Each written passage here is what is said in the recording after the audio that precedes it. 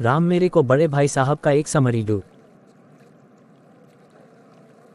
प्रस्तुत पाठ में एक बड़े भाई साहब हैं जो अपने छोटे भाई से 5 साल बड़े हैं। घर में उनसे छोटा 9 साल का एक भाई है। उम्र में कुछ साल बड़ा होने के कारण सभी की उनसे बड़ी बड़ी अपेक्षाएं हैं। उन्हें छोटे भाई के लिए आदर्श स्थिति बनाए रखनी होती है। बड़े भाई हर समय किताब खोले बैठे रहते और पढ़ने का दिखावा करते थे। वह कॉपी व किताब के हाशियों पर चिड़ियों, कुत्तों, बिल्लियों का तस्वीरें बनाया करते थे। प्रायः वे 2 वर्ष में एक परीक्षा उत्तीर्ण करते। छोटे भाई को खेल ज्यादा पसंद थे। 1 घंटे की पढ़ाई भी ना बहुत मुश्किल से कर पाता था। अवसर मिलते ही वह खेल कूद से व्यस्त हो जाता था। लेकिन कमरे में आते ही भाई साहब बहुत गुस्सा करते थे। पूछते कहाँ थे, इसका उत्तर केवल मौन होता था। बड़े भाई साहब उसे डांटते व कहते अंग्रेजी पढ़ना कोई हंसी खेल नहीं है, मेहनत करनी पड़ती है। मैं स्वयं इतनी मेहनत करता हूँ। सभी खेलों में व तमाशों से दूर रहता हूँ, फिर भी एक कक्षा 2 साल में उत्तीर्ण कर पाता हूँ। तुम तो हमेशा एक ही कक्षा में रह जाओगे। बड़े भाई उपदेश कला में निपुण थे। वह में ऐसी ऐसी बातें सुनाते जिससे कि छोटे भाई की हिम्मत टूट जाती और वह निराश होकर घर जाने का विचार करने लगता। लेकिन कुछ में बाद वह मेहनत से पढ़ने के लिए टाइम टेबल बनाता है, मगर टाइम टेबल बनाकर उस पर अमल करना छोटे भाई के बस की बात नहीं थी, क्योंकि वह खेलना बंद नहीं कर सकता था। वार्षिक परीक्षा में बड़े भाई साहब फेल हो गए और छोटा भाई कक्षा में प्रथम आया। छोटे भाई के मन में विचार आया कि बड़े भाई को पूछे कि उनकी मेहनत का क्या परिणाम हुआ।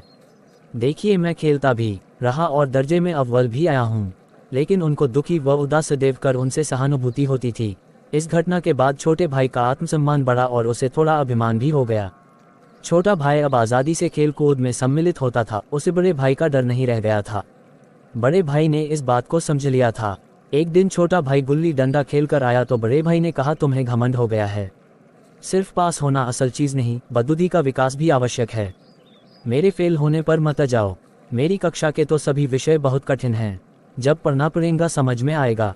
मैं तुमसे बड़ा हूँ व तुमसे ज़्यादा अनुभवी भी, इसलिए जो कहता हूँ ध्यान से सुनो व समझो। बड़े भाई ने परीक्षा के लिए अथक प्रयास किया।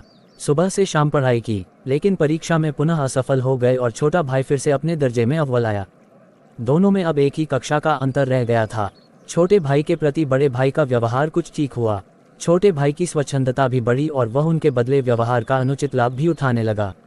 उनसे छिपकर पतंग उड़ाना, मांझा देना, कन्ने बोधना जैसे सभी कार्य वह करता था।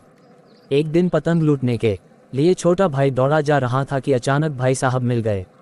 उन्होंने कहा, 8वीं कक्षा में आकर भी तुम ये सब कर रहे हो, तुम्हें अपनी पोजीशन का ध्यान रखना चाहिए। तुम सोचते हो तुम मुझसे सिर्फ एक कक्षा पीछे हो और अब मुझे तुम्हें कुछ कहने का कोई हक नहीं है। ये तुम्हारी गलतफहमी है। बड़े भाई समझाते हैं कि वो 5 साल बड़े हैं, चाहे वे एक ही कक्षा में पढ़ें, लेकिन जिंदगी का अनुभव उन्हें ज़्यादा है, अतः का वह उनकी बराबरी नहीं कर सकता है। बड़े भाई अपनी माँ व दादाजी का उदाहरण देकर समझाते हैं कि किताबें पढ़ने से दुनिया की समझ नहीं आती है, अपितु दुनिया देखने से आती है। अतः हम दुनिया की सारी विद्या पढ़ लें तब भी हमें समझाने व सुधारने का अधिकार हमेशा बड़ों व माता पिता के पास रहेगा। छोटा भाई उनके अनुभव का मुकाबला नहीं कर सकता था। उसे अपनी लघुता का एहसास हुआ और भाई साहब के प्रति आदर सम्मान की भावना जागृत हुई। बड़े भाई ने छोटे भाई को गले लगाकर यह बताया कि मेरा मन भी पतंग उड़ाने के लिए ललचाता है, लेकिन खुद मनमानी करूँ तो तुम्हें कैसे रोक सकता हूँ। मैं स्वयं कर्तव्य निभा रहा हूँ। तभी अचानक एक पतंग उनके ऊपर से गुजरती है। कई लड़के पतंग के पीछे भाग रहे थे। बड़े भाई साहब लंबे थे, उन्होंने पतंग की डोर पकड़ ली और हॉस्टल की तरफ दौड़े। छोटा भाई भी पीछे पीछे दौड़ने लगा।